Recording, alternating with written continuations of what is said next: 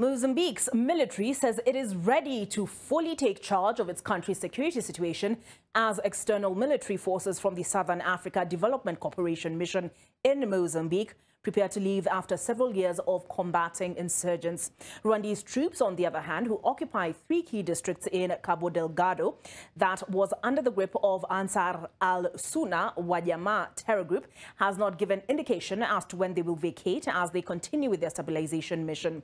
NTV's crew has just returned from Mozambique with Rwanda military embedded, and as Duncan Hemba reports, normalcy and peace have returned in the initially affected area, and Mozambique is rising, he witnessed, from the ashes of insurgency.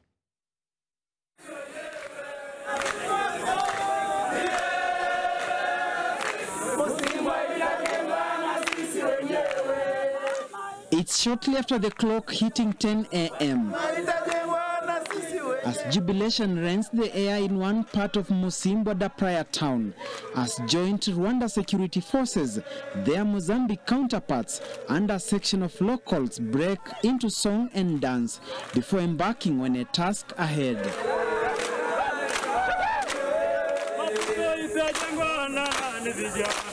A Rwandan soldier is leading a song.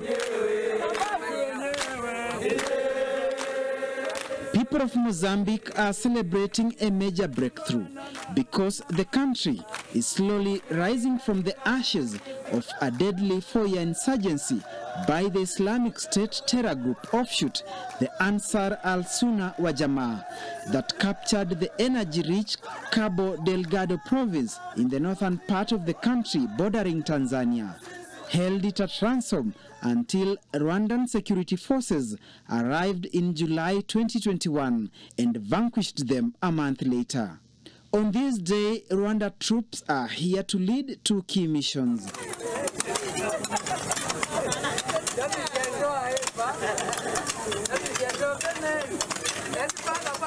Firstly, introduced to the residents the concept of monthly cleaning exercise that takes place religiously, the Umuganda, and secondly, conduct a medical camp.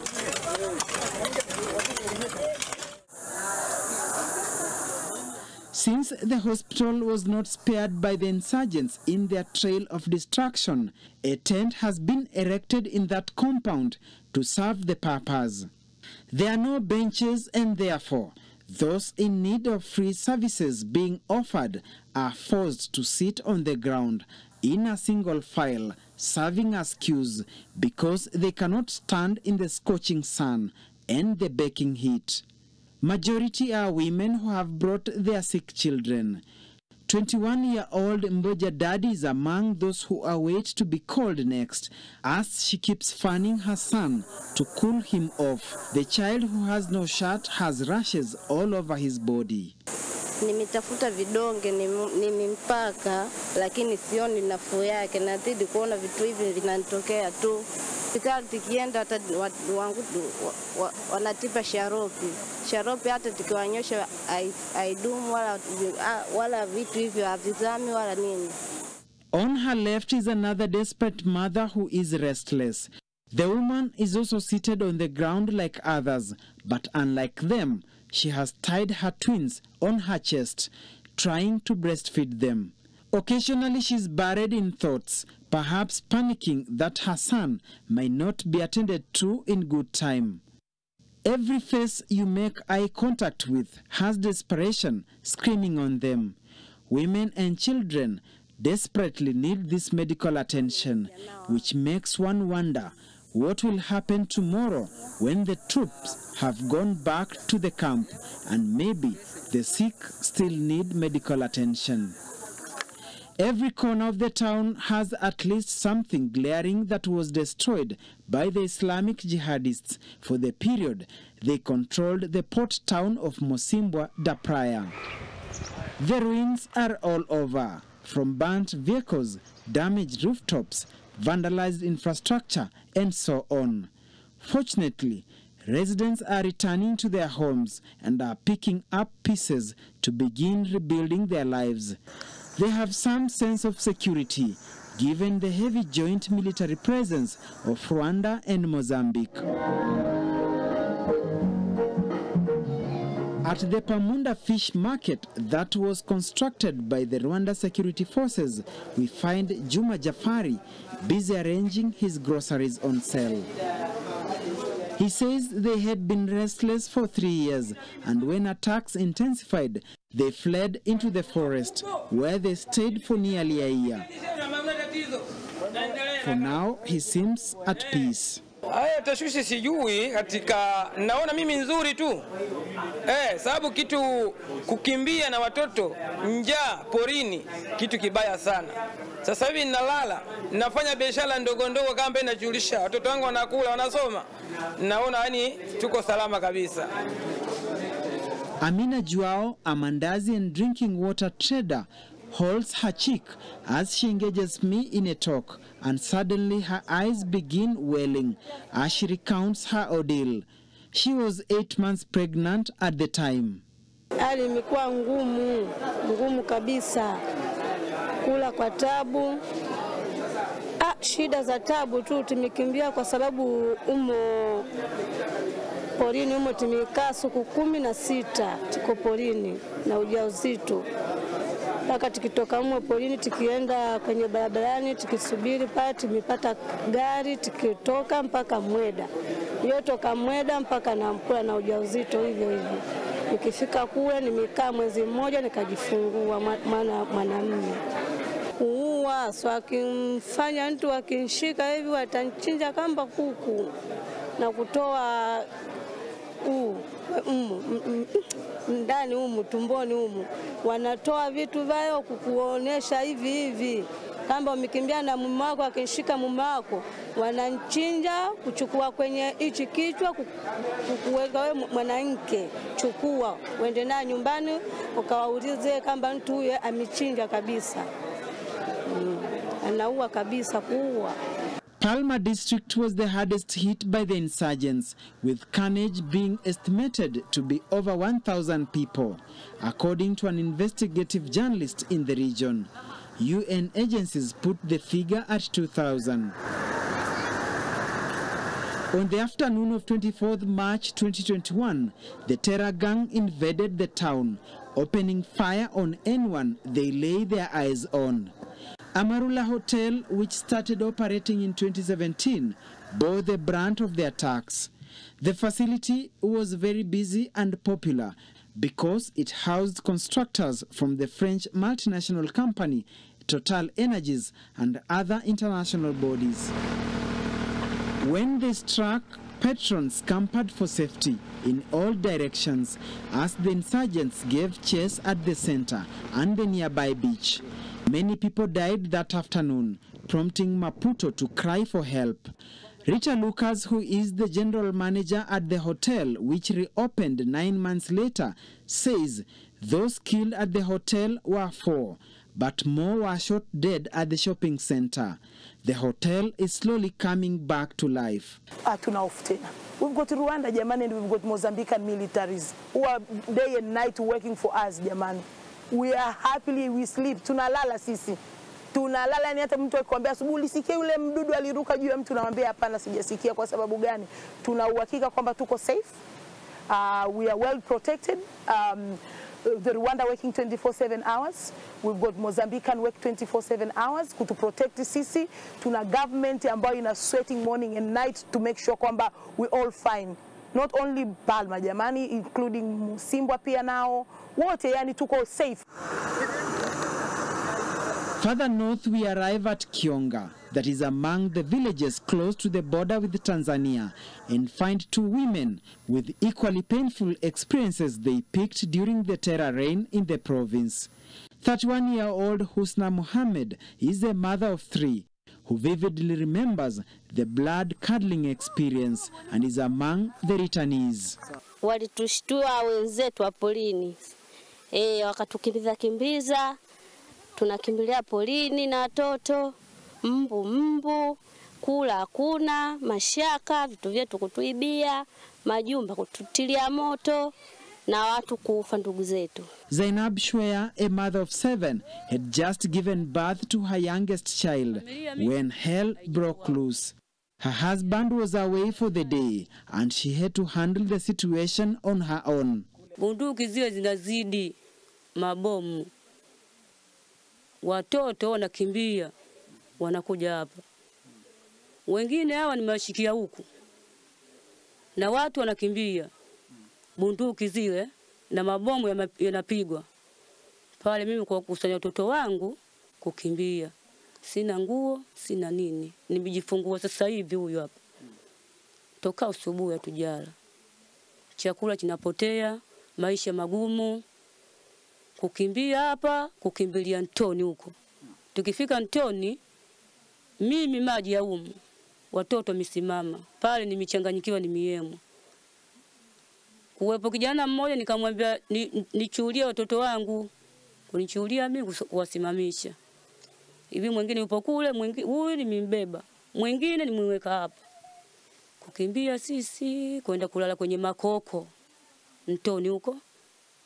Baada ya kuvuka maji ya umu, kwenda kulala makoko, kukaa makokoni, mbu, usube, yani mashaka tu.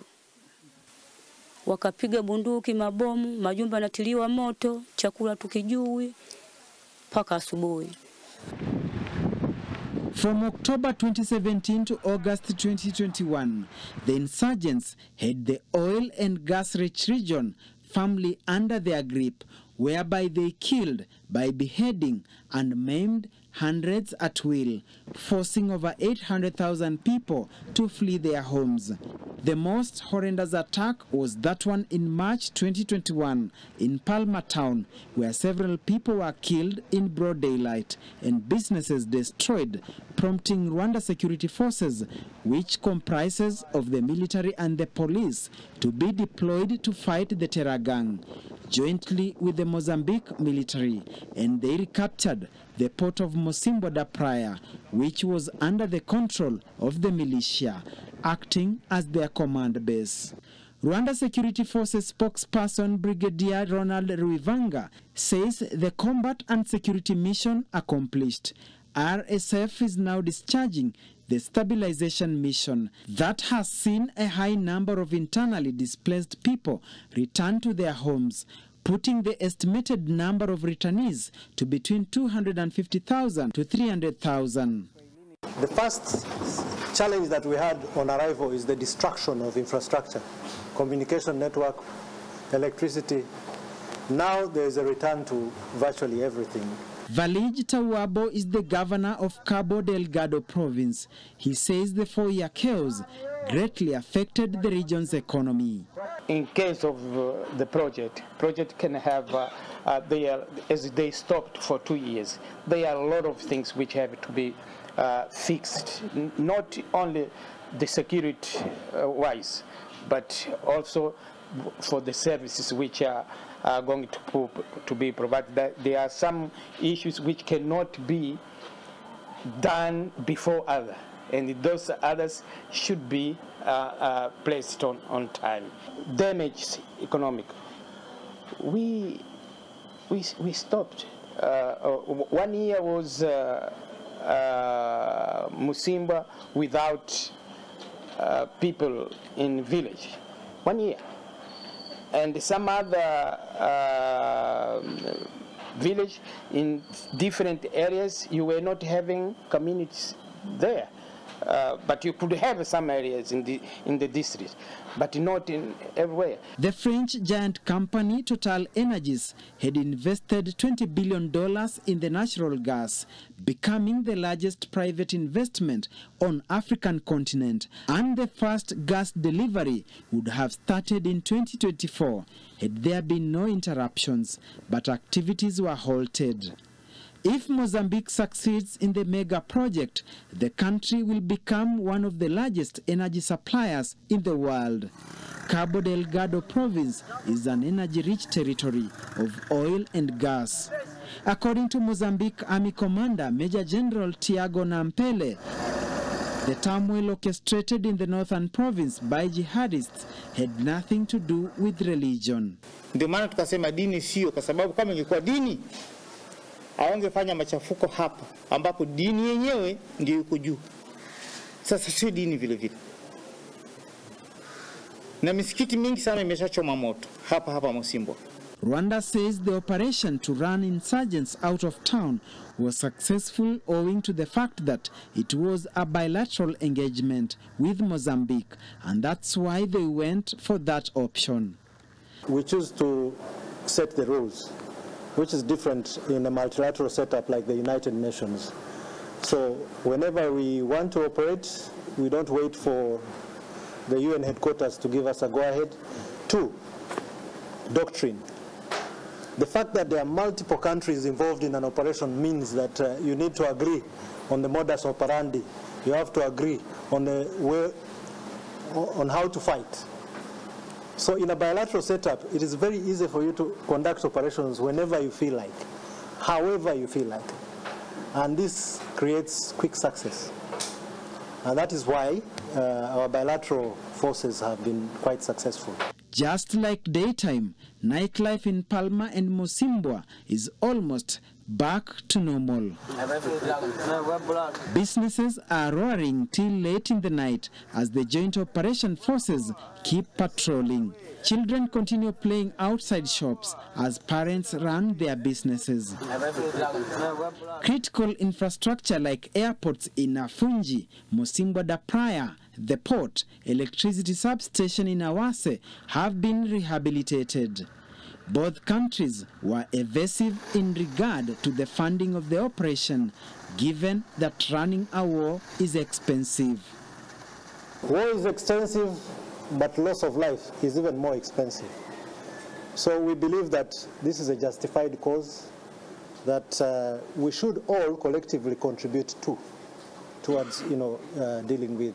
So in regards to the price of maintaining ourselves here, I think I wouldn't want to go into the justification, the financial justification, because it is very clear that this is a justified cause for which we are here. Each country, it takes its own share. Each country. Who finances the operations? Rwanda finances the operations ourselves. We've been able to do that so far. However, we have received support from the European Union, the European Peace Facility at the end of last year, contributed 20 million euros to these operations, for which we really appreciated, and we hope that they will continue to support. How long are we going to be here? We are now undertaking several steps towards building the security sector, supporting in the building of the security sector.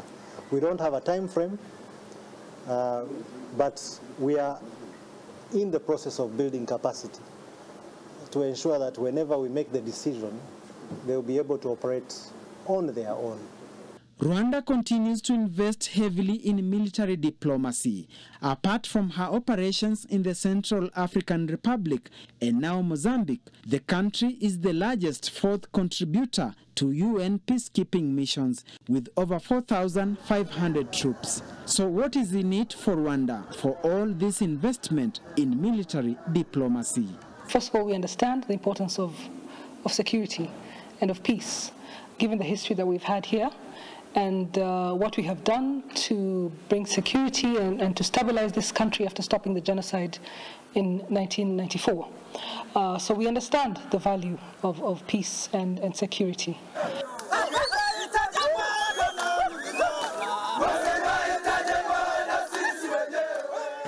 Just like in Mosimbwa de Praia, where normalcy has returned, here in the district of Praia de Palma, life is slowly but surely coming back to normal. This is the region that was hardest hit by the Islamic jihadists, the Ansar wa al-Sunnah wa Jamaa, for the 4 years that insurgents were controlling this province. Duncan Haemba, NTV, from Cabo Delgado province, Mozambique. Duncan Haemba, they are kitted during his embed with the Rwandan military.